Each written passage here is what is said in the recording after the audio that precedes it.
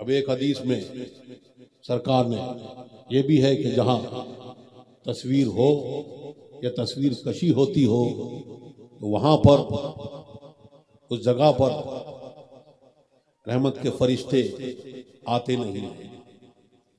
तो बताइए कैसी महरूमी की बात है। ये तस्वीर कशी जो है ये शरीयत का मसला,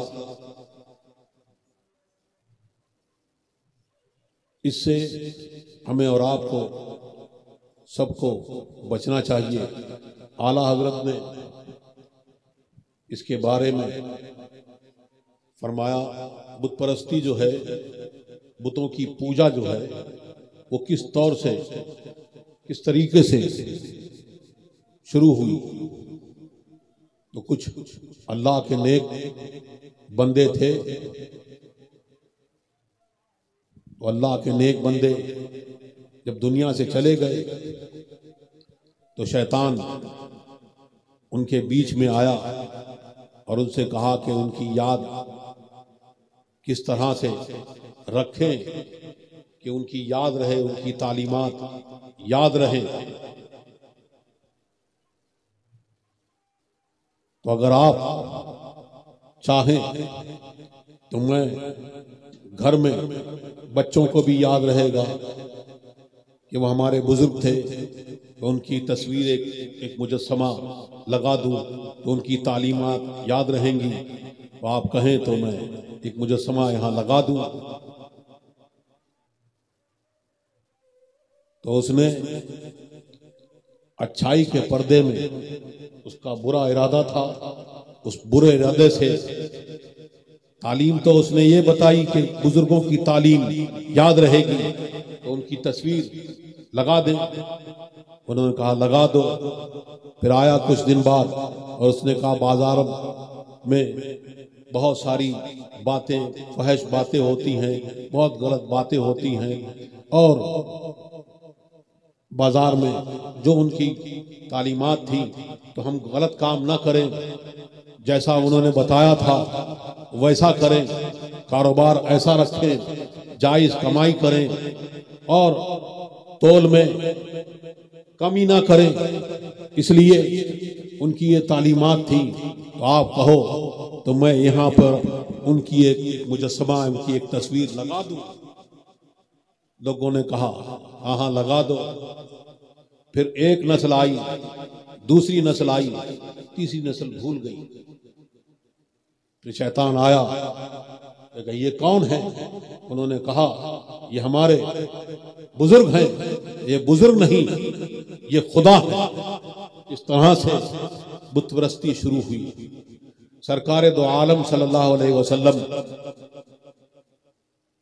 ने जब तबलीग की, दीन की तबलीग की, और सहाबाए किराम ने बराह रास्त दीन